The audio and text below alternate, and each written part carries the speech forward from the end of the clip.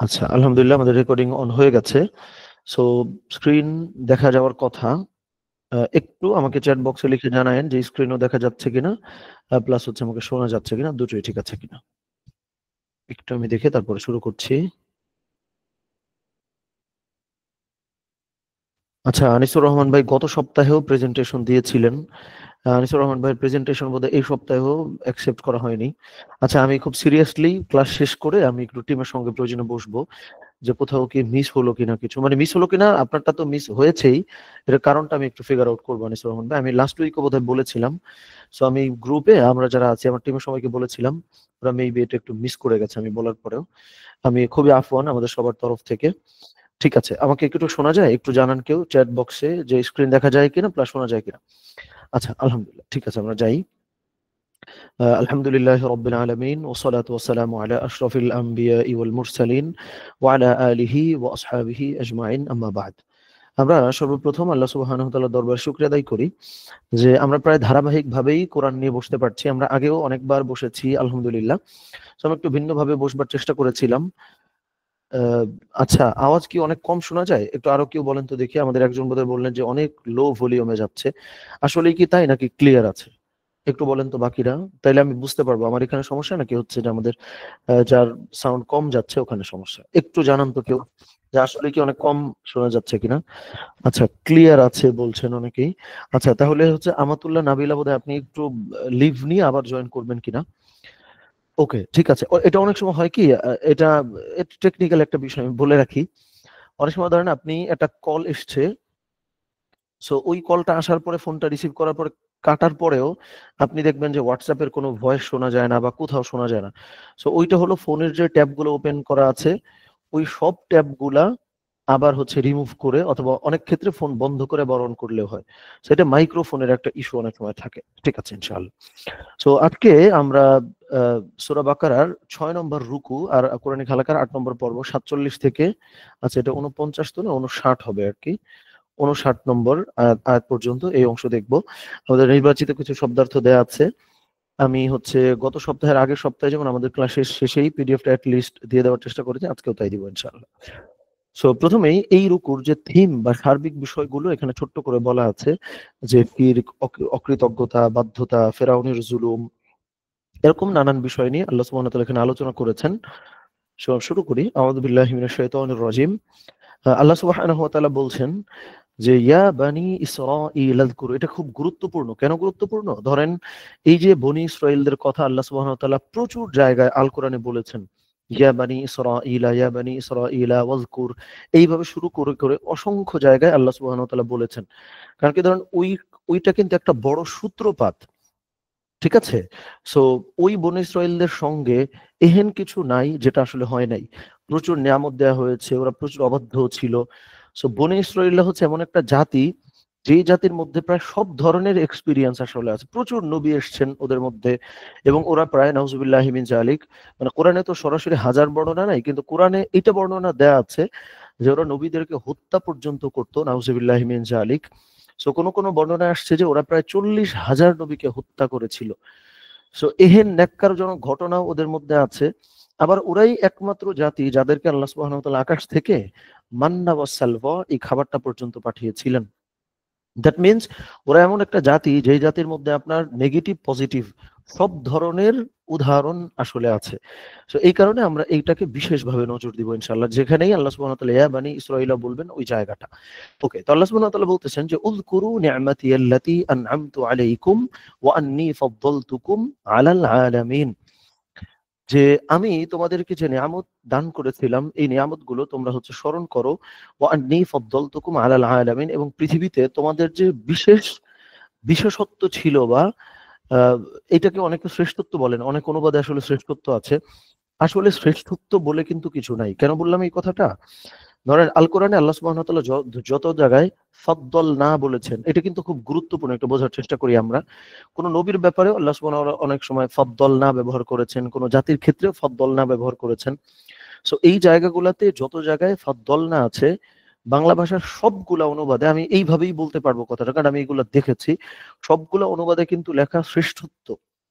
এবার আসেন, আল্লাহ সুবহানাহু ওয়া তাআলা কোন জাতিকে শ্রেষ্ঠত্ব দিলেন, তো এইটার মানে কিন্তু আল্লাহ সুবহানাহু ওয়া তাআলা আরেকটা আয়াতে কিন্তু বলেছেন যে লা নুফাররিকু বাইনা আহাদিম মির রুসুল, মানে আমরা, মানে এটা আল্লাহর না, মানে আল্লাহ সুবহানাহু ওয়া তাআলা আল কোরআনে বলেছেন আমাদের স্টেটমেন্ট যে আমরা কোন রসুলদের মধ্যে কোনো ডিফারেন্সিয়েট করি না বা কোনো পার্থক্য করি না। এটা একটা বিষয়। আরেকটা বিষয় হচ্ছে আল্লাহ সুবহানাহু ওয়া তাআলা যদি অ্যানাউন্স করে দেন যে ওরা হচ্ছে শ্রেষ্ঠ, মানে শ্রেষ্ঠ, তাইলে কিন্তু হচ্ছে অন্যান্য জাতিদেরকে আসলে শ্রেষ্ঠত্বের জায়গায় যাওয়ার আসলে সুযোগটা থাকলো না। সেক্ষেত্রে কেন বলতেছি, ধরেন যত জায়গায় ফদ্দল না আছে, আমরা বলি না আল্লাহর ফজল ও করমে, মানে বাংলাতে কিন্তু এই কথাটা প্রচলিত আছে যে আল্লাহর ফজল ও করমে। এই যে যে ফজল বলা হয় এইটাই আরবিতে কিন্তু ফাদলুন।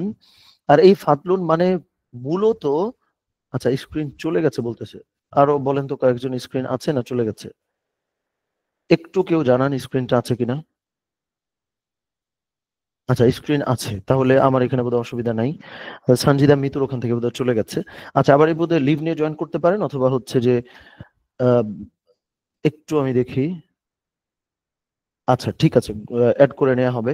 তো আমার মনে হয় যে যাদের একটু অসুবিধা হচ্ছে একটু আমরা লিভ নিয়ে আবার বোধহয় জয়েন করলে হয়ে যাওয়ার কথা, অথবা আমরা অ্যাটলিস্ট মনোযোগ দিয়ে একটু শুনি।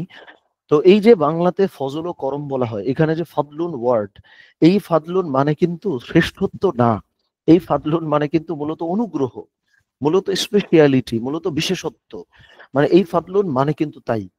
তো এই যে দেখেন শুরুতে আমি বললাম বনী ইসরাইলদেরকে আল্লাহ সুবহানাহু ওয়া তাআলা প্রচুর অনুগ্রহ দান করছেন, ওরা প্রচুর ভুল করছে, ক্ষমাও করেছেন।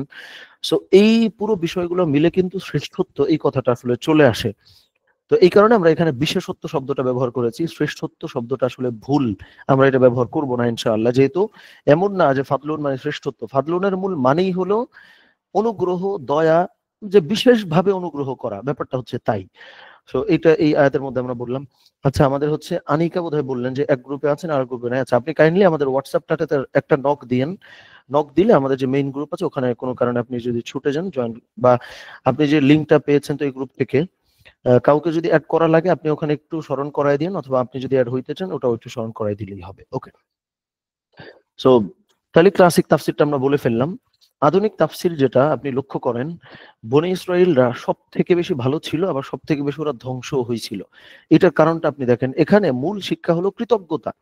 মনোবিজ্ঞানের ভাষায় যাদের জীবনে কৃতজ্ঞতা থাকে তাদের মানসিক স্বাস্থ্য উন্নত হয়, হতাশা কমে। যেমন আমাদের এখানে বোধহয় রুনা আপা আছেন, রুনা আপা আছেন কিনা আসলে, রুনা আপা বোধহয় মানে সাইক্রিয়াটিস্ট বা হচ্ছে মানে আপা এই ইন্ডাস্ট্রিতে আসলে কাজ করেন। সো এটা আমি কেন বললাম, আপাও রিলেট করতে পারবে, এবং হচ্ছে আচ্ছা আপা বোধহয় নাই, আমরা অন্যরা অ্যাটলিস্ট রিলেট করতে পারবো। যাদের মধ্যে আসলে খাই খাই স্বভাব নাই, যে আমার আরো দরকার, আরো চাই, এটা ওইটা নানান রকম প্রত্যাশা, তারা কিন্তু ব্যক্তিগত জীবনে তুলনামূলক হ্যাপি থাকে। সো ওই জিনিসটা কিন্তু এখানে আল্লাহ সুবহানাহু ওয়া তাআলা বলছেন, দেখেন যে তোমরা কৃতজ্ঞ হও যে নিয়ামত আমি তোমাদেরকে দান করছি, বা যে বিশেষত্ব আমি দান করছি। আপনি যদি আয়াতের একদম শেষের দিকে যান, বা এই মানে পুরো রুকুটা আমাদের শেষ হোক আগে, তখন আপনি দেখবেন যে ওদের জীবনে প্রচুর ওরা ত্রুটি বিচ্যুতি করছে, ওই যে নবীদেরকে মেরে ফেলতো বা নানান রকম ইয়া করেছে। সো এত কিছু দেওয়ার পরেও ওদের মধ্যে কিন্তু এই ব্যাপারটা আসলে ছিল যে আমরা যা চাই তা তো পাইতেছি না, এই কারণে নবীদেরকে হত্যা করতো, এটা চাইতো ওইটা চাইতো। আবার আপনি মানে এই ব্যাপারটা একটু মেলানোর ট্রাই করেন, যে ওদেরকে আল্লাহ সুবহানাহু ওয়া তাআলা নিজে স্বীকার করেছেন। আল্লাহ সুবহানাহু ওয়া তাআলা আল কোরআনে বললেন যে ফাদ্দালতুকুম, যে আমি তোমাদেরকে বিশেষত্ব দান করছি, বিশেষভাবে অনুগ্রহ করেছি। আবার দুনিয়াতে সব থেকে বেশি খারাপ জিনিসপত্র করছে ওরা। তার মানে আপনি দেখছেন যে আপনার জীবনের ফ্রাস্ট্রেশন বা আপনার জীবনের হতাশা বা খারাপ লাগা, আপনি অনেক কিছু পান নাই সেই জন্য কিন্তু না, আপনার মাইন্ডসেটের কারণে মূলত আপনি অসুখে আছেন বা অশান্তিতে আছেন। কারণ যদি আসলেই পেলেই যদি আপনি হ্যাপি হয়ে যাইতে পারতেন, তাহলে বনী ইসরাইলকে অনেক হ্যাপি হওয়ার কথা ছিল না? ওদের এতবার ওদের কথা আল্লাহ সুবহানাহু ওয়া তাআলা বলছেন, কিন্তু তারপরে ওরা কিন্তু চরম ফ্রাস্ট্রেটেড একটা জাতি পৃথিবীতে, এখনো কিন্তু ওরা অনেক ফ্রাস্ট্রেটেড। তার মানে মানুষ মূলত মানে কোনো কিছু না পাওয়ার জন্য আনহ্যাপি হয় না বা স্যাড হয় না বা দুঃখিত হয় না, বরং তার যে মাইন্ডসেট, তার আরো চাই আরো পাই, এটা ওইটা মানে এক্সপেকটেশন হাবিজাবি, এই কারণে মূলত সে ফ্রাস্ট্রেটেড হয়। সো এই ব্যাপারটাই কিন্তু এই আয়াতের মূল শিক্ষা, যে আপনার মানে যদি কৃতজ্ঞতা বোধ আপনার ভিতরে থাকে তাহলে আপনি এমনিই অনেক ভালো থাকবেন। এই ব্যাপারটা আল্লাহ সুবহানাহু ওয়া তাআলা এখানে হাইলাইট করেছেন, এই ব্যাপারটা বলেছেন। পরবর্তীতে আল্লাহ সুবহানাহু ওয়া তাআলা বললেন যে ওয়াত্তাকু ইয়াওমান লা তাজজি নাফসুন আন নাফসিন শাইআ ওয়ালা ইউকবালু মিনহা শাফাআতু ওয়ালা ইউখাযু মিনহা আদলুন ওয়ালা হুম ইউনসরুন। যে আল্লাহ সুবহানাহু ওয়া তাআলা স্মরণ করায় দিলেন যে তোমরা ওই দিনের ভয় করো যেই দিন লা তাজজি নাফসুন আন নাফসিন, মানে কি বলে, মানে কোনো প্রাণের ক্ষেত্রে কোনো কাজে আসবে না, মানে হলো কোনো মানুষ তো নাই, মানে কোনো কিছুই কোনো কিছুর ক্ষেত্রে আসলে কাজে আসবে না, এবং কারোর সুপারিশ কারোর জন্য গ্রহণও করা হবে না, এবং ওয়ালা ইউখাযু মিনহা আদলু ওয়ালা হুম ইউনসারুন, এবং হচ্ছে সুপারিশও গ্রহণ করা হবে না এবং কেউ কিন্তু সাহায্য প্রাপ্তও হবে না। সো এইটা তো খুব সরল কথা যে আল্লাহ সুবহানাহু ওয়া তাআলা আমাদেরকে ওয়ার্ন করছেন। আধুনিক ওই ব্যাখ্যার ওই জায়গাটাতে আমরা একটু আলোচনা করি, যেখানে মূল শিক্ষা হলো ব্যক্তিগত জবাবদিহিতা বা মুহাসাবা। আচ্ছা, এখানে ই শব্দটা হবে না, আমি এটা ফেলে দিলাম। ওকে। সো এইখানে দেখেন, আমরা যে মুহাসাবা মুহাসাবা এতবার বলি না যে আমরা মুহাসাবা জার্নাল এনেছি। এই মুহাসাবা কিন্তু খুব গুরুত্বপূর্ণ একটা ওয়ার্ড, মানে হলো আত্মপর্যালোচনা করা বা সমালোচনা করা।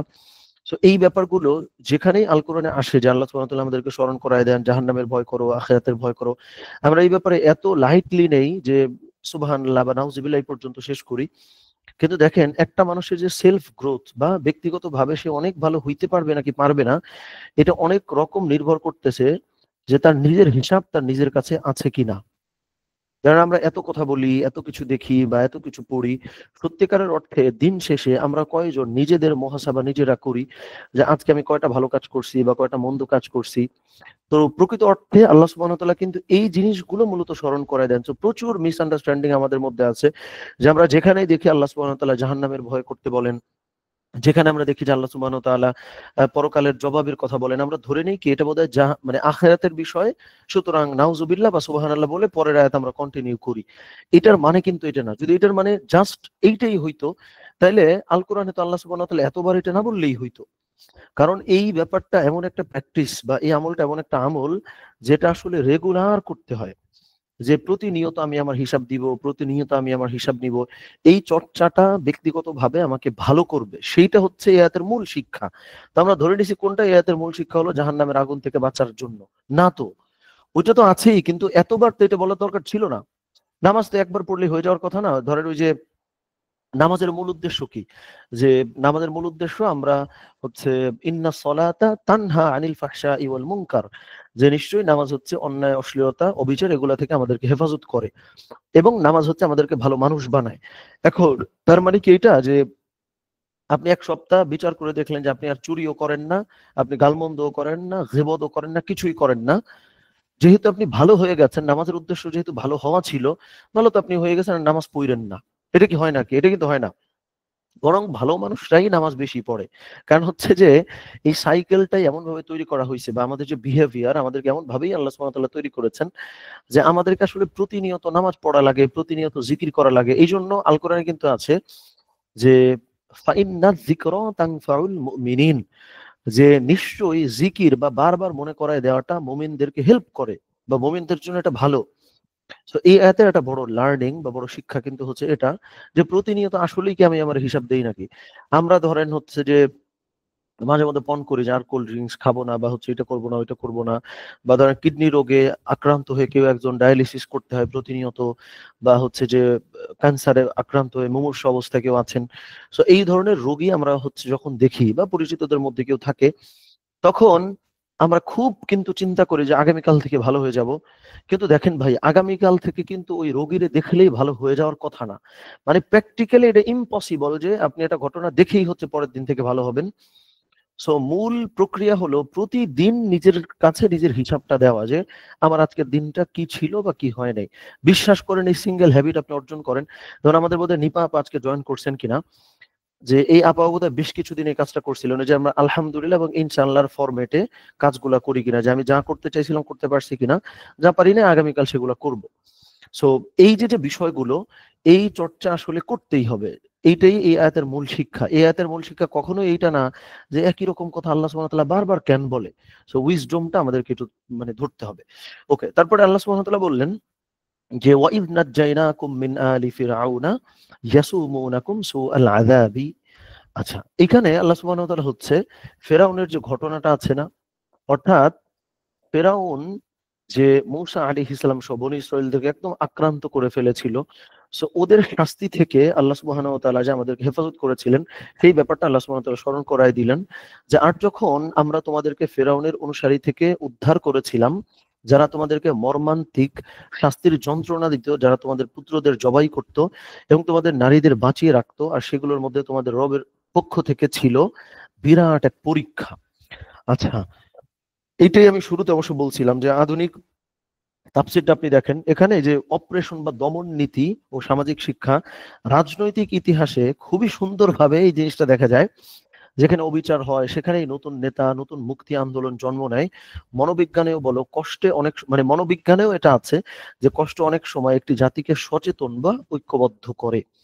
সো এই যে জাতিগত যে রিফরমেশনটা হয়, মানে রিফরমেশন হোক বা না হোক, লিস্ট ধরেন একটা ট্রানজিশন তো হয়, একটা চেঞ্জ তো হয়।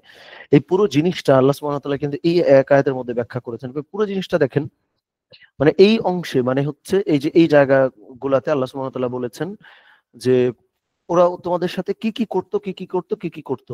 এরপরে আল্লাহ সুবহানাহু ওয়া তাআলা বললেন যে ওয়াফি যালিকুম বালাউম মির রাব্বিকুম আযীম। দেখেন আল্লাহ সুবহানাহু ওয়া তাআলা এখানে বালাউন শব্দ ব্যবহার করছেন। বালাউন মানে হচ্ছে পরীক্ষা। বালাউন এমন একটা শব্দ, পরীক্ষার আরেকটা আরবি কিন্তু আছে ইমতিহানুন। পরীক্ষার প্রচুর আরবি আছে। তো আল্লাহ সুবহানাহু ওয়া তাআলা এমন একটা শব্দ এখানে ব্যবহার করেছেন, আমি একটু বড় করতে চাই, একটু বোঝার ট্রাই করেন। বালাউন শব্দটা এমনই একটা শব্দ যেটা শুধু পরীক্ষা না। এই বালা মুসিবত বলি না আমরা, বাংলাতে প্রচলিত আছে না বালা মুসিবত, আবার এই বালাউন মানে হচ্ছে পরীক্ষা। তার মানে হলো এই পরীক্ষাটা নরমাল কোনো টেস্ট না, এটা হলো বিপদ জড়িত পরীক্ষা। মানে এই পরীক্ষাটা এমন যেটার মধ্যে বিপদ থাকবে, বিপদ দিয়ে টেস্ট করে তোমাদেরকে উত্তীর্ণ করা হবে। সো পরীক্ষার তো বিভিন্ন রকম ধরন আছে, তাই না? যে আমি আপনার 10টা কোয়েশ্চেন করলাম, আপনি আমার উত্তর দিলেন, হয়ে গেল। বা এরকম নানান ভাবে আল্লাহ সুবহানাহু ওয়া তাআলা আমাদেরকে দুনিয়াতে পাঠিয়েছেন পরীক্ষা করার জন্য, এটাও তো পরীক্ষা। কিন্তু দেখেন আল্লাহ সুবহানাহু ওয়া তাআলার যে ওয়ার্ডিং বা শব্দ চয়ন, বালাউন মানে বিপদ, মানে বিপদ জড়িত বা বিপদ আছে এরকম পরীক্ষা ওই ঘটনার মধ্যে তোমাদের জন্য ছিল এবং তোমাদের জন্য আছে।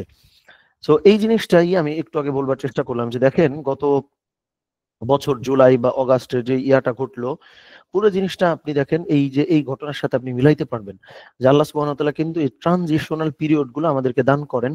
সো এই দান করার পরেও প্রচুর ঘটনা আছে যে দান করার পরে আমি সঠিক দিকে গেলাম কিনা, সেগুলা কি কি আছে দেখেন। এই যে বাঁচানোর পরে আরো কি কি হয়েছিল, যেগুলো আমরা গত 1 বছর ধরে আসলে করতেছি। সো পুরো জিনিসটা আমার মনে হয় যে এইখানে তাকাইলে আমরা বুঝতে পারবো ইনশাআল্লাহ। তো এরপরে আল্লাহ সুবহানাহু ওয়া তাআলা বলতেছেন কিভাবে বনী ইসরাইলকে মানে বাঁচিয়েছিলেন তিনি, যে ওয়াইদ ফারাকনা বিকুমুল বাহরা ফাআনজাইনাকুম, যে সমুদ্রকে দুটো ভাগে বিভক্ত করা হইল, মাঝখান দিয়ে মূসা আলাইহিস সালাম সহ বনী ইসরাইলের যারা হচ্ছে মূসা আলাইহিস সালামকে হচ্ছে অনুসরণ করতো, তারা পার হয়ে গেল, ফেরাউন ওখানে ডুবে গেল। ওকে, আসেন তারপরে আরো বেশ কিছু বিষয় আছে। আচ্ছা, এখানে একটা বিষয় আমরা একটু টাচ করে যাই যে এখানে আল্লাহ মানুষের জন্য পথ খুলে দেন যেখানে মানুষ ভাবে কোনো পথ নাই। যেমন এটা খুব গুরুত্বপূর্ণ, আপনি একটাবার চিন্তা করে দেখেন, আপনার পেছন দিয়ে কেউ ধাওয়া করতেছে, সামনে নদী বা সমুদ্র, একজন মানুষ আমরা আছি ক্লাসের মধ্যে যে এইটা ঘুণাক্ষরেও চিন্তা করতে পারি যে এই নদীর মধ্যেও একটা পথ মনে হয়ে যাইতে পারে। এগুলা বললে আমরা হাসি অনেকে বা হচ্ছে অবিশ্বাস করি। হ্যাঁ, এটা লজিক্যালি অনেক কিছুই পসিবল না, কিন্তু এই ব্যাপারটা খুব গুরুত্বপূর্ণ।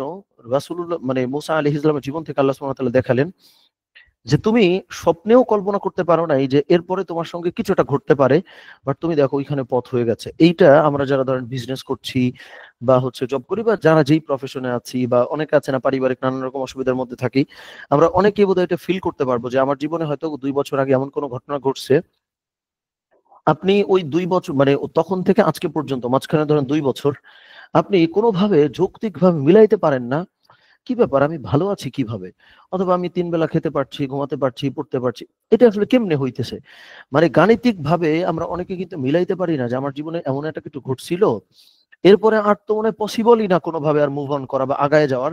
আপনি ঠিকই দিব্যি ভালো আছেন, খাচ্ছেন, পড়ছেন, ঘুমাচ্ছেন। সো এইটা কিন্তু ঘটে। সো অনেক সময় হয় কি যে এই বিপদ আপদ এগুলাতে আমরা যুক্তি নিয়ে আসি বা করি। সো আল্লাহ সুবহানাহু ওয়া তাআলা আমাদেরকে শেখাচ্ছেন যে বনী ইসরাইলদের জন্য যেমন পথ খুলে দেওয়া হয়েছিল, তোমাদের জন্য পথটা কিন্তু খুলে যেতে পারে।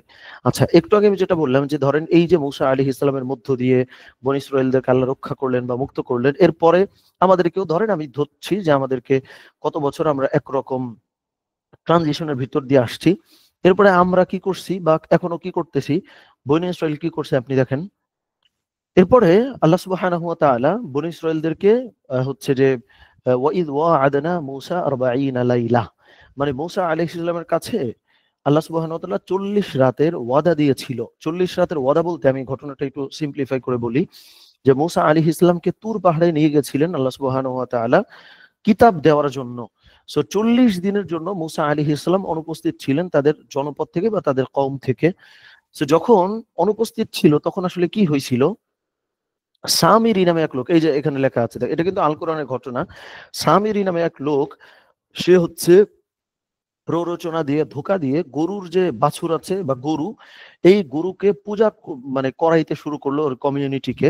কি বলে, যে এখন তো তোমাদের নবী চলে গেছে বা তোমাদের নবী তো নাই, এই যে দেখো আমার কাছে স্বর্ণের একটা গরু আছে বা হচ্ছে এরকম নানান কিছু বলে টলে তাদেরকে কিন্তু ওইটা পূজা করাইছিল। দ্যাট মিনস এই পয়েন্টটা কিন্তু খুব গুরুত্বপূর্ণ। এখানে রয়েছে ধর্মীয় অবক্ষয়, প্রলোভনের মনস্তত্ত্ব। মানুষ নেতৃত্বহীন হলে বিভ্রান্ত হয়। সমাজ বিজ্ঞানে এটিকে বলা হয় লিডার্স ক্যাওয়াস। মানে হচ্ছে আপনি জাস্ট হলো 5ই অগাস্ট বা ওখান থেকে নতুন গভর্নমেন্ট ফরমেট হওয়ার আগ পর্যন্ত বা ফর্ম হওয়ার আগ পর্যন্ত, এমনিতে তো তার আগ পর্যন্ত গত মানে জুলাই অগাস্ট ভয়ানক রকম আপনার নারকীয় হত্যাকাণ্ড ঘটেছে। কিন্তু ওই কয়টা দিন আপনি একটাবার চিন্তা করেন, মানে তখনকার স্মৃতি, বেশি তো দিন না, 1 বছর আগে অমুক জায়গায় ডাকাতি হচ্ছে, অমুক জায়গায় ডাকাতি, পুরো এলাকায় বাঁশি বাজায় সবাই জায়গায় ফেলতেছে, ডাকাতি হচ্ছে। খেয়াল করেন সেম এই ঘটনাগুলো কিন্তু ঘটছিল। সো আল্লাহ সুবহানাহু ওয়া তাআলা আমাদেরকে এমন ভাবে ডিজাইন করছেন যে আমরা আসলেই মানে কারোর অধীনে ছাড়া কখনোই ভালো থাকি না। সো এই পয়েন্টটা অনেক গুরুত্বপূর্ণ এই বিবেচনায়ও, যে আমরা অনেকে ফ্রিডম চাই, স্বাধীনতা চাই, এটা চাই, ওইটা চাই। সত্যিকারের অর্থে আপনি জীবনে ভালো থাকবেন কারোর না কারোর অধীনে থেকে। সো যখন আপনি অধীনে নাই, তাইলে হয়তো একদিন ভালো থাকবেন, 2 দিন খারাপ থাকবেন, মন্দ থাকবেন। এটা কিন্তু মানে খুব রিসেন্ট তো অভিজ্ঞতার ভিতর দিয়ে আমরা আসছি, সেই কারণে বলা। তো আল্লাহ সুবহানাহু ওয়া তাআলা কিন্তু এই ঘটনাটা দেখালেন। এছাড়া কেন এই ঘটনা আল কোরআনে আসবে, যে মূসা আলাইহিস সালামকে আল্লাহ সুবহানাহু ওয়া তাআলা তুর পাহাড়ে নিয়ে গেলেন কিতাব দেওয়ার জন্য। তখন সামিরি এসে প্ররোচনা দিয়েটে একদম একটা কেওয়াস তৈরি করলো এবং তো সবাই মূর্তি পূজা করতে আরম্ভ করলো। সো এটা হচ্ছে আপনার নেতা শূন্য থাকবার রেজাল্ট। এরপরে আল্লাহ সুবহানাহু ওয়া তাআলা ওদেরকে কিন্তু ক্ষমাও করেছে। ক্ষমা করার কি প্রক্রিয়া ছিল দেখেন, আমরা সামনে যাবো আস্তে আস্তে, যে আল্লাহ সুবহানাহু ওয়া তাআলা ওদেরকে ক্ষমা করেছেন। দেখেন এই যে আমি একটু আগে বললাম না, যে এহেন ভুল নাই যে ওরা করে নাই, এমন এমন ভুলের অবস্থায় আল্লাহ সুবহানাহু ওয়া তাআলা কিন্তু ওদেরকে ক্ষমা করেছেন। এখন দেখেন এই যে একটা নতুন পিরিয়ড বা নতুন কাল আমরা পেলাম, পাওয়ার পরেও আমরা অনেকে কিন্তু আসলেই চেঞ্জ হই নাই। মানে আমাদের ওই বিহেভিয়ার আগের মতোই আছে। আমরা ক্ষমা পাই, আমাদের চেঞ্জ হয়, আমরা নিজেরা কিন্তু কখনো চেঞ্জ হই না। সো পরিণতি কি হয় সেটাও আল্লাহ সুবহানাহু ওয়া তাআলা বলবেন সামনে। ওকে, আমরা পরবর্তী আয়াতে চলে যাই। যে আল্লাহ সুবহানাহু ওয়া তাআলা ওই যে মূসা আলাইহিস সালামকে তুর পাহাড়ে নিলেন, নেয়ার পরে হচ্ছে কি দিলেন, এই যে ওয়াইদ আতাইনা মূসাল কিতাবা ওয়াল ফুরকানা লাআল্লাকুম তাহতাদুন, যে আমি মূসাকে কিতাব দান করলাম এবং হচ্ছে ফুরকান দান করলাম, লাআল্লাকুম তাহতাদুন, যেন হচ্ছে যে তোমরা হিদায়াত প্রাপ্ত হও। মানে ফুরকান আর কিতাব আসলে একই, বা এই ফুরকানকে অনেক সময় উইজডম বলা হয়, যেই জ্ঞান বা যেই সেন্স দিয়ে আপনি বুঝতে পারবেন কোনটা সঠিক বা কোনটা হচ্ছে বেঠিক, এই বিষয়গুলো আসলে বোঝা যায়। এবং এখানে আরেকটা পয়েন্ট খুব গুরুত্বপূর্ণ, যে এই যে আধুনিক তাফসীরের মধ্যে আমরা বলেছি, দেখেন এখানে আছে নৈতিক নির্দেশনা। আধুনিক সমাজ বিজ্ঞান ও দর্শনও তাই বলে, যে খুব আইন ও নীতি ছাড়া কোনো জাতি টিকে থাকতে পারে না। এই যে দেখেন খেয়াল করেন এই যে পয়েন্টটা, আইন ও নীতি ছাড়া কোনো জাতি টিকে থাকতে পারে না। এবার এই যে আল্লাহ সুবহানাহু ওয়া তাআলা মূসা আলাইহিস সালামকে নিলেন, নেয়ার পরে কিন্তু এই আইন বা এই কিতাবে কিন্তু তাকে দান করছিলেন, এবং এই কিতাব এবং নেতা এই দুইটা ছাড়া তাদের অবস্থা কি হয় সেটাও খুব সুন্দর করে এই যে আপনি দেখেন কত 51 মানে 51 নম্বর আয়াতে আর কি এই ব্যাপারটা আল্লাহ সুবহানাহু ওয়া তাআলা বলেছেন, যে নেতা এবং কিতাব ছাড়া কি কি হয় সেই ঘটনা হাজার হাজার বছর আগে বনী ইসরায়েলদের সঙ্গে ঘটছে। সেম রিপিটেশন কিন্তু আমরা এখনো দেখি, এবং তারপরে আমরা আসলে কিতাব মানতে চাই না, আমরা হচ্ছে কোরআন মানতে চাই না। কিন্তু আইন ও নীতি ছাড়া কোনো জাতি কখনো পৃথিবীতে টিকতে পারে নাই। ফলে যেমন আজকে আমি খুব সুন্দর একটা লাইন পড়লাম ফেসবুকে আর কি, যে ধরেন একটা রান্নার ক্ষেত্রে, মানে উনি অনেকগুলো উদাহরণ ওনার মতো করে দিয়েছেন, আমি এক্স্যাক্টলি বলতে পারবো না উদাহরণগুলা। যে ধরেন একটা রান্নায় পানি লাগবে, পেঁয়াজ লাগবে, আপনি তরকারি রান্নালে ধরেন ওই তরকারিটা লাগবে, সবজি, তেল টেল, প্রচুর জিনিসপত্র লাগবে। এখন এই যে প্রচুর জিনিসপত্র লাগবে, পৃথিবীতে নারী আর পুরুষের ব্যাপারটা আসলে তাই। ধরেন নারী আর পুরুষ কখনো কিন্তু কম্পিটিটর না, বা এই কম্পিটিশনটা ইম্পসিবল। ধরেন এখন পেঁয়াজ যদি এসে বলে যে মানে যতটুকু মানে আমারে যতটুকু দিলা ততটুকু লবণ দাও, খাইতে পারবেন ওই তরকারি, বা যতটুকু পানি যদি এসে বলে বা লবণ যদি বলে যেই পরিমাণে পানি দিছো ওই পরিমাণে আমারে লবণ দাও। তার মানে আল্লাহ সুবহানাহু ওয়া তাআলা নারী এবং পুরুষকে হলো কমপ্লিমেন্টারি বানিয়ে তৈরি করেছেন, যে আমি ইনকমপ্লিট একজন নারী ছাড়া, একজন নারী ইনকমপ্লিট আমাকে ছাড়া। This is a divine design, এটা হচ্ছে আল্লাহ সুবহানাহু ওয়া তাআলার ডিজাইন। এখন এই জায়গায় যদি কেউ কম্পিটিশন তৈরি করে যে হচ্ছে পুরুষ এইটা এটা পারে, তুমি এটা এটা পারবা, অথচ নারী যা যা পারে পুরুষ সবকিছু তো আসলেই পারে না। এখন ব্যাপারটা অনেকটা এরকম, তো উনি বলতেছে মানে যেই লেখাটা আমি পড়ছিলাম, যে নারীবাদ হলো নাম নিয়ে ওরা মাঠে আসছে, সমতা কায়েম করবে, কিন্তু ওরা প্রকৃত অর্থে সমাজটা নষ্টই করে। এখন ইসলামে নারীদেরকে যে বিষয়গুলো বলা আছে, পুরুষদের যে বিষয়গুলো বলা আছে, এই বিষয়গুলো সমাজের যদি বাস্তবায়ন করা যায় তাইলেই তো নারী সব থেকে বেশি ভালো থাকে। মুশকিলটা হলো আমরা ইসলাম ওইভাবে মানে অ্যাপ্লাই করতে পারি নাই। এই ফাঁকে ওরা মাঠে নামছে যে আরে তোমরা তো কোনো কিছুতে শান্তি পাও না, তাহলে আসো এইখানে আসো। তো এই সুযোগ নিয়ে ওরা হচ্ছে এটাই করতেছে যে এত যেহেতু লবণ আছে তাহলে এত পানি দিতেই হবে। তো আল্লাহ সুবহানাহু ওয়া তাআলা আমাদেরকে হেফাজত করেন। এই জিনিসটা কিন্তু এখানে খুব গুরুত্বপূর্ণ, যে আইন ও নীতি ছাড়া কোনো জাতি টিকতে পারে না। যে আপনার রুলস এন্ড রেগুলেশনস থাকবে, যে তোমার লিমিটেশন এই পর্যন্ত, আমার লিমিটেশন এই পর্যন্ত, এইটা মেনে তারপরে আমাদেরকে আগাতে হবে। আচ্ছা, তারপরে আল্লাহ সুবহানাহু ওয়া তাআলা কি শাস্তি দিলেন দেখেন। শাস্তিটা হলো ওই যে ওরা নিচে থেকে গোবৎস পূজা করলো, বা হচ্ছে যে এই যে যে অন্যায়টা করলো, এই অন্যায়ের পরে কি হয়েছিল, ওদেরকে আল্লাহ সুবহানাহু ওয়া তাআলা তওবা করতে বলেছিলেন। তখন কেমন তওবা ছিল? তওবাটা হচ্ছে যে যারা যারা অন্যায় করেছে তাদেরকে হত্যা করে ফেলতে বলা হয়েছে। এবং দেখেন এই শব্দটা যে মাঝখানে আছে, যে ফাতুবু ইলা বারিইকুম, তোমরা তোমাদের রবের কাছে ফিরে যাও, ফাকুতুলু আনফুসাকুম, তোমরা তোমাদের নিজেদেরকে হত্যা করো। এই হত্যা মানে কিন্তু মারামারি না, এটা ভুল বুঝেন না। এটা মানে হচ্ছে যে ওইখানে যারা অন্যায় করছিল তাদেরকে মানে মৃত্যুদণ্ড দেয়া হয়। এই যে মৃত্যুদণ্ডের কারণে আল্লাহ সুবহানাহু ওয়া তাআলা তাদেরকে কিন্তু মাফ করেন। পুরো কমিউনিটির যারা যারা করছিল কালপ্রিট গুলারে হচ্ছে মৃত্যুদণ্ড দেয়া হয়। সবাইকে কিন্তু দেয়া হয় না, বাই দ্য ওয়ে, মানে পুরো জাতিকে মেরে ফেলা হয়, ব্যাপারটা তা না।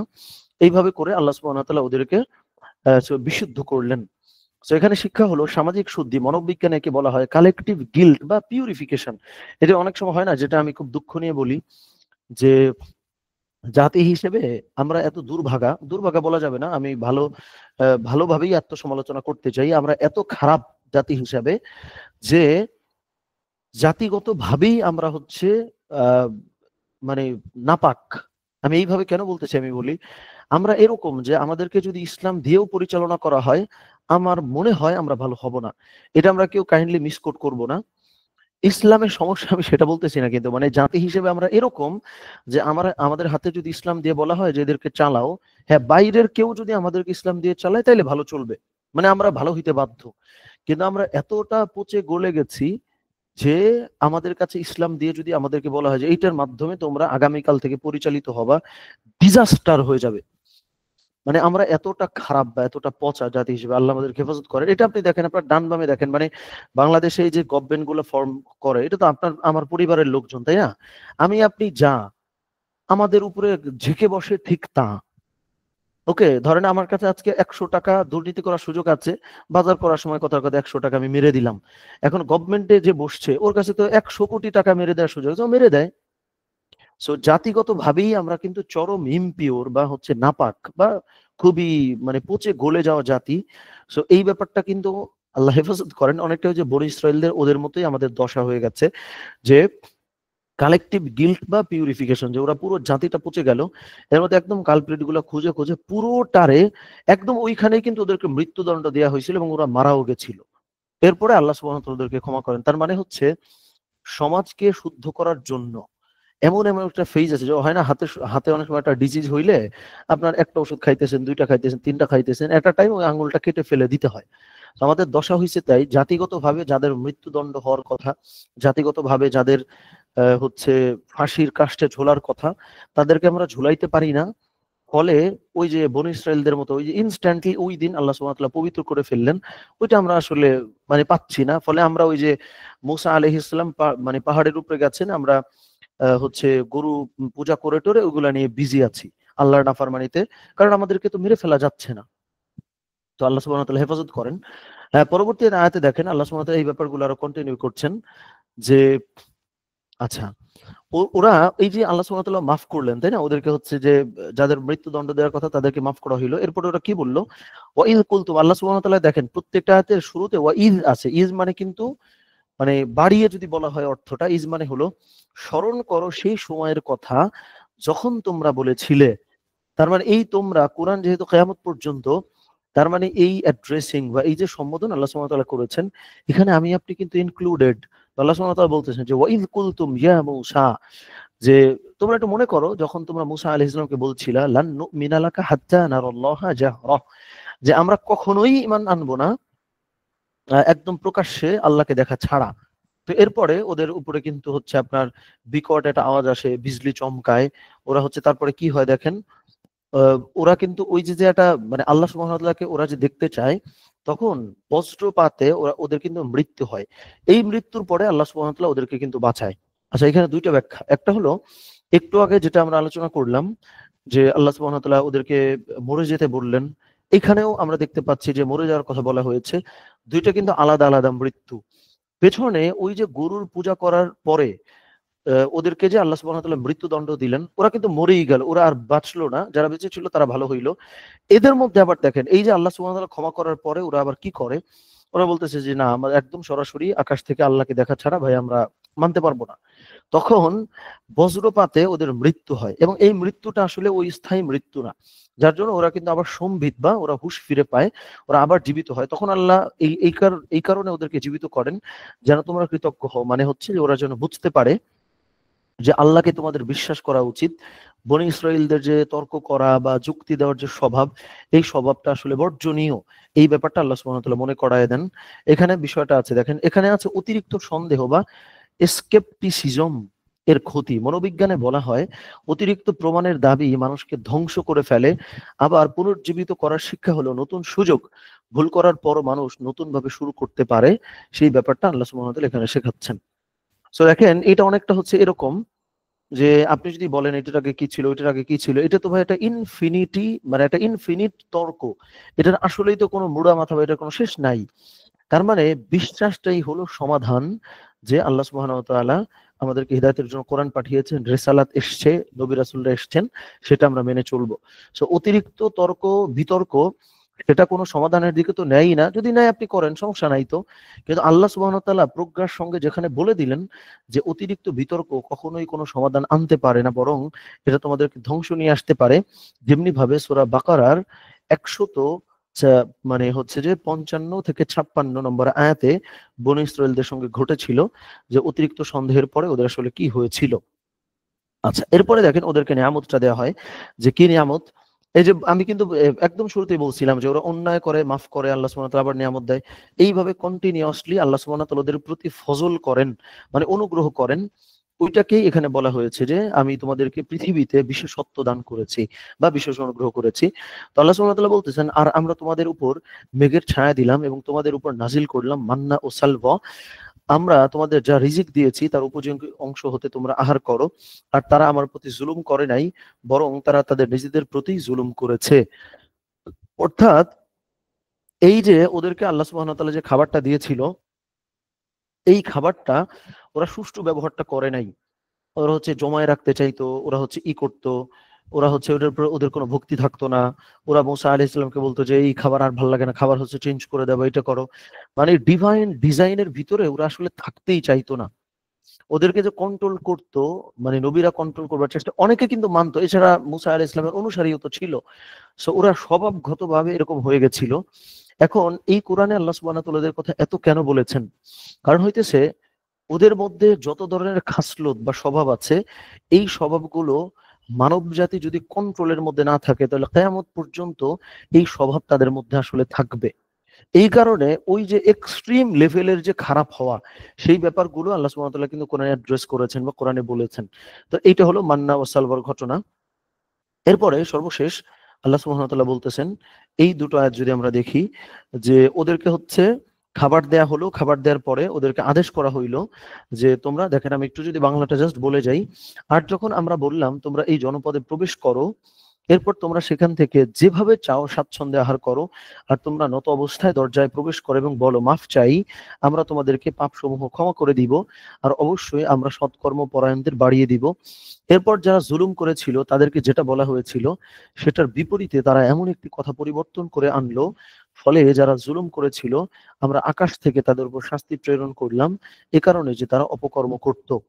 এখানে কি কি আছে দেখেন, এই যে লাস্ট পয়েন্টটা দেখলে পুরো জিনিসটা এখন মানে ক্লিয়ার হয়ে যাবে ইনশাআল্লাহ। এখানে শিক্ষা হলো বাউন্ডারি ও হিউমিলিটি। সমাজ বিজ্ঞানে বলা হয় শৃঙ্খলা ও বিনয় ছাড়া কোনো জাতি উন্নতি করতে পারে না। তারা তারা কথা বদলে ব্যঙ্গ করেছিল আর এজন্য শাস্তি নেমে আসে। আচ্ছা, এটার মানে কি? এটা ব্যঙ্গ করেছিল বলতে হলো এই যে মুসা আলাইহিস সালাম যে ওদেরকে বলেছিলেন যে হিত্ততুন, এই যে দেখেন ওয়ার্ডটা, ওদেরকে হচ্ছে হিত্ততুন শব্দ মানে বলতে বলা হয়েছিল যে তোমরা ওইখানে ঢুকবা আর তোমরা হিত্ততুন হিত্ততুন বলে বলে যাবা। হিত্ততুন মানে হলো আল্লাহ আমাদেরকে ক্ষমা করে দাও, আমরা ভুল করেছি। সো ওরা এই মানে ওয়ার্ডটা চেঞ্জ করে এমন একটা শব্দ বলছিল যে শব্দের মানে হচ্ছে আমরা ক্ষমা চাই না, বা হচ্ছে আমরা রিজিক চাই, আহার চাই, এরকম। আমার এক্সাক্ট ওয়ার্ডটা মনে নাই, এইখানে শব্দটা আসলে বলা নাই। সো এই যে আল্লাহর ওয়ার্ডটাকে ওরা বিকৃত করলো, যার ফলে ওদেরকে কিন্তু এই শাস্তিটা দেওয়া হয়েছিল। আর এই পয়েন্টটাই হলো মূল, যে বাউন্ডারি এবং হচ্ছে হিউমিলিটি। বাউন্ডারি মানে একটা লিমিটের মধ্যে আপনি থাকবেন, আর হিউমিলিটি মানে হচ্ছে বিনয়। এই দুই চর্চা যদি মানব জাতির মধ্যে থাকে, তাহলে ওই যে বনি ইসরাইলদের মধ্যে যে দুইটা ঘটনা ঘটলো, মানে একটা ঘটনায় দুইটা গ্রুপ হয়ে গেল, যে যারা মূসা আলাইহিস সালাম যেভাবে যখন যেটা করতে বলা সেটা করলো, আর একটা জাতি হচ্ছে সেটা উল্টা করলো, তর্ক তো না, কুতর্ক করলো ওই জাতির। যে এই যে দেখেন লাস্টে, আর এজন্য শাস্তি নেমে আসে। এই যে আয়াতে আল্লাহ সুবহানাহু ওয়া তাআলা বলেছেন, কি বলেছেন দেখেন, আচ্ছা, ফাআনজালনা আলাল্লাযীনা যালামু রিজজাম মিনাস সামাই বিমা কানু ইয়াফসুকুনা। যে এই যে ওরা যে ভুল করছিল, যে ভুলের জন্য তাদের উপরে জুলুম, তারা যে জুলুম করলো বা অন্যায় করলো, তাদের উপর শাস্তি নেমে আসলো। এখন আসেন আমি জাস্ট 1-2 মিনিট ওটা সাম আপ করি যে কি শাস্তি আসলে হয়। দেখেন, পুরো সিন যদি আপনি একটু কল্পনা করেন, বনী ইসরাইলদের সঙ্গে যা যা ঘটলো, তিনটা বিষয় এখানে প্রাধান্য পায়। একটা হলো যে ওরা প্রচুর ভুল করেছে, তার মানে ভুলের প্রবণতা বা এই বদভ্যাস এটা মানুষের মধ্যে এখনো পর্যন্ত আছে। 2 নম্বরটা হচ্ছে ভুলের পরে ওদেরকে শাস্তি দেওয়া হয়েছে। 3 নম্বরটা হচ্ছে ফাইনালি দুইটা গ্রুপে ভাগ হয়ে গেল, যে একটা গ্রুপ হচ্ছে সেই শাস্তির পরে ভালো হয়ে গেল, আর একটা গ্রুপ আর ভালো হইলো না। এবং যারা ভালো হইলো না তাদের জীবনে কি নেমে এসেছিল, আল কোরআনের আরেকটা আয়াতে বলা আছে যে ওদের উপরে আল্লাহ সুবহানাহু ওয়া তাআলা জিল্লত, একদম এই শব্দটাই আল কোরআনে আছে, জিল্লত মানে হচ্ছে চরম লাঞ্ছনাকর জিন্দেগি ওদের চলে আসে। এখন আসেন, এই অবাধ্যতাগুলা আমার আপনার ভিতরে যদি থাকে, সেটা প্রকাশ্যে হইতে পারে, গোপনে হইতে পারে, খেয়াল করে দেখেন কোনো না কোনো ফরম্যাটে আমরা চরম জিল্লত বা লাঞ্ছনা, অপদস্থ, অপমানের শিকার আসলেই হই, যে আমাদের কোনো জায়গায় যাওয়ার জায়গা থাকে না, আমাদেরকে পালায়ে যাইতে হয়। সো এইটা অনেক সময় বিগ স্কেলে ঘটে, আমরা দেখতে পারি, অনেক সময় ছোট স্কেলে ঘটে। কিন্তু আজকে আপনি গোপনে একটা গুনাহের কাজ করতেছেন, এই যে অবাধ্যতাগুলা কেউ হয়তো জানে না, কিন্তু এটা কিন্তু বিস্ফোরণ ঘটে। আপনার একদিন ঘটবে না, 2 দিন ঘটবে না, 3 দিন ঘটবে না, এটা আল্লাহর বলা কথা। এই যে আল্লাহ ডিরেক্ট বলেছেন যে ওদের উপরে লাঞ্ছনা নামাই দিছিলেন আল্লাহ সুবহানাহু ওয়া তাআলা, একদম আল কোরআন ডিরেক্ট বলে, আমি আয়াত নাম্বারটাই মতো বলতে পারতেছি না। তার মানে হচ্ছে আপনি ভুলেও যদি এটা ভাবেন যে আপনি যা করতেছেন পার পাবেন, ইম্পসিবল। কারণ আল্লাহ সুবহানাহু ওয়া তাআলা বলেছেন যে কখনো না কখনো তোমার উপরে জিল্লত আসবেই, অন্তত তোমার মৃত্যু জিল্লতের সঙ্গে হবে, তা হইলেও দুনিয়াতে তোমার এই জিল্লতের জিন্দেগি আসবে, আখিরাতে তো শাস্তি বোনাস হিসেবে আছে।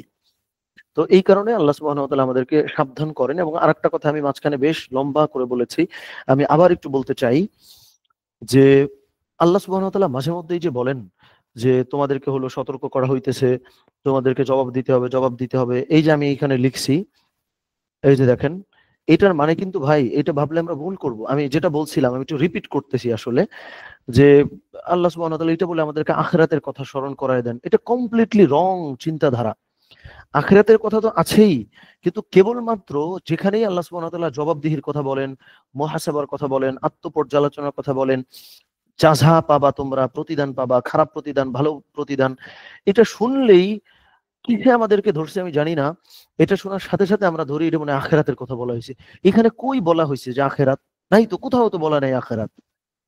মানে আমাদেরকে কে এই জিনিসটা শেখাইলো আই ডোন্ট নো, যে শাস্তি শুনি, অপমান শুনি, অপদস্থ শুনি, প্রতিদান শুনি, ও এটা তো আখিরাতে। এ তো কোথাও নাই।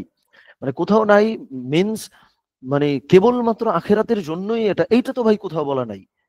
আখেরাতটা একদম পিক আল্টিমেট। মানে ধরেন আজকে আপনি আল্লাহ হেফাজত করেন, যে কিডনি রোগে আক্রান্ত হওয়ার একদম চূড়া কি, মানে চূড়ান্ত রোগ কি, মারা যাওয়া। এখন ডায়ালিসিস, এইটা কি আপনার কাছে কোনো আরামের জিনিস মনে হয়? তার মানে আপনি ধরে নিলেন কিডনি রোগ মানে হচ্ছে যে মরা। তো এর আগেও তো নানান ফেজ আছে। এখন আপনি একটা দুনিয়াতে পাপ করলে ওইটার আলটিমেটটা জাহান্নাম, কিন্তু এর আগে কি আপনার ডায়ালিসিস নাই? আপনি খাইতে পারবেন না, নানান রকম প্রবলেম টবলেম এগুলো তো আছেই।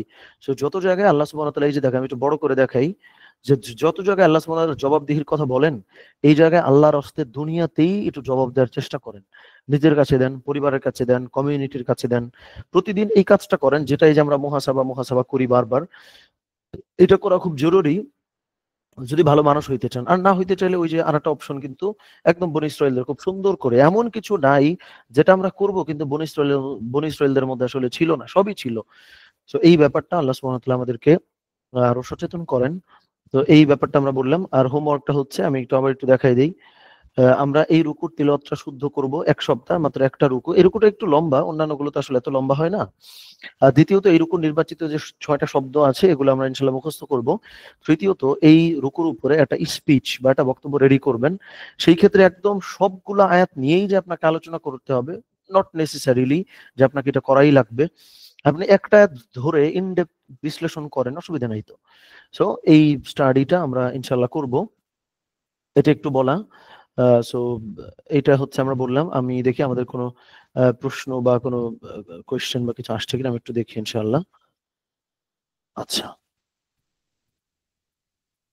আচ্ছা, আমাদের যদি কোনো প্রশ্ন থাকে আমরা একটু বলি বা একটু জানাই, লিখি বা হচ্ছে ই করি ইনশাআল্লাহ। আচ্ছা,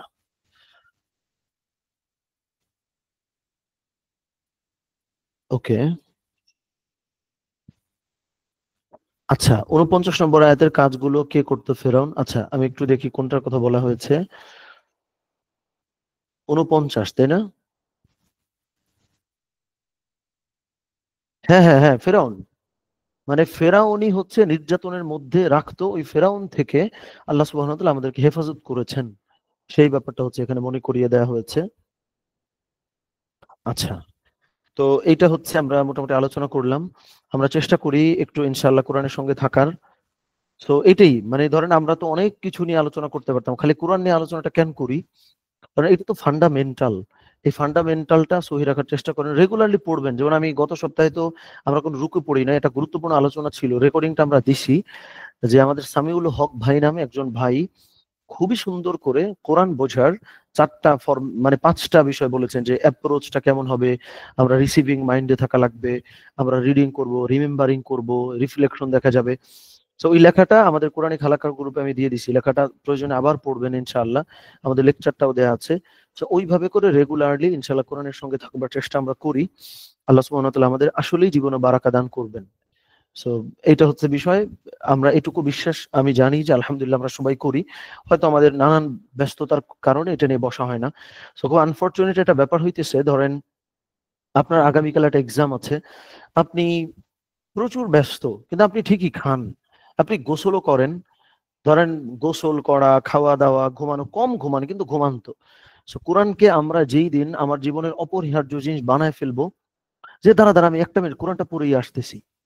মানে ওইটা যে জরুরি, ঘড়িটা হাতে পরে বের হচ্ছি, আরে দাঁড়া ফ্রেশ হয়ে আসছি, মানে গোসলটা করে আসছি, এই কোরআনটা একটু পড়ে আসছি। এই যে জরুরত, এই যে নেসেসিটি আপনার জীবনের সঙ্গে অঙ্গাঙ্গিভাবে কোরআন যে জড়িয়ে থাকার মতো জিনিস, এটা এমন না যে এটা মানে হচ্ছে আপনি পড়লেন আপনি একটা মহান মানুষ হয়ে গেলেন। না, আমি কোন মিনিং বোঝাচ্ছি, বোঝার চেষ্টা করেন একটু।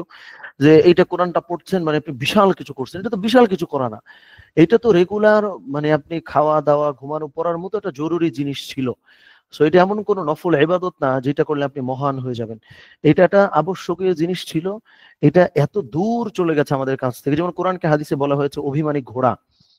যে ও অভিমান করে এত দূর আমাদের কাছ থেকে চলে গেছে যে আমি আর ফিলই করি না, আমি মিসই করি না। এটা হচ্ছে বিষয়। যেমন আমি আরেকটা কথা বলে আজকের আলোচনা শেষ করব।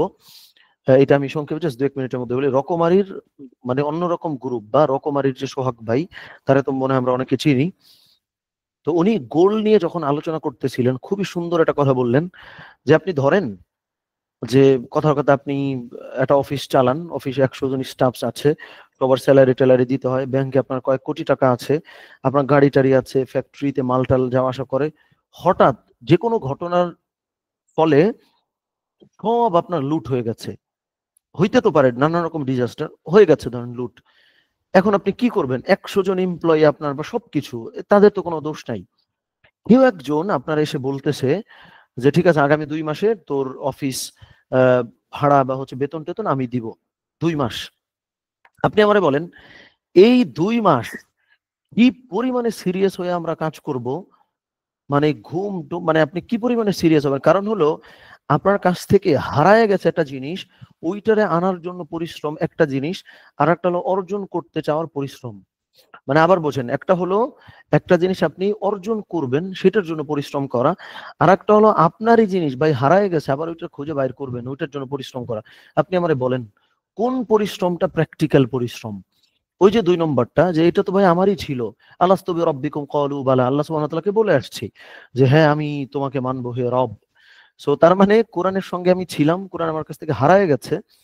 এই হারানো জিনিস খুঁজলে কেমন খোঁজা উচিত, আর একটা জিনিস আপনি অর্জন করতে চান সেইটার পেছনে পরিশ্রম কিরকম জিনিস, আমার মনে হয় যে এই পার্থক্যটা আমাদের বোঝা উচিত, বা এই পার্থক্য নিয়ে অ্যাটলিস্ট চিন্তা করা উচিত। সো এই কথাটাই বললাম, যে কোরআন শিখে কোরআন শিখবো, আলেম হব, অর্জন করব, এটা তো মিথ্যা কথা। এটা দরকার নাই তো আপনার। কোরআন তো ভাই আপনার ভিতরে ছিল, আপনি হারায় ফেলছেন, হারিয়ে যাওয়া জিনিসকে হৃদয়ে ধারণ করবেন।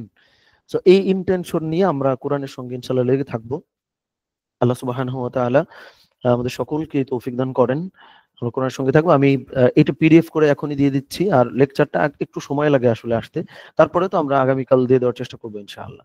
ঠিক আছে, আমরা কোরআনের সঙ্গে যেন থাকতে পারি, আল্লাহ সুবহানাহু ওয়া তাআলা আমাদের সকলকে তৌফিক দান করেন। আমিন। আসসালামু আলাইকুম ওয়া রাহমাতুল্লাহি ওয়া বারাকাতুহু।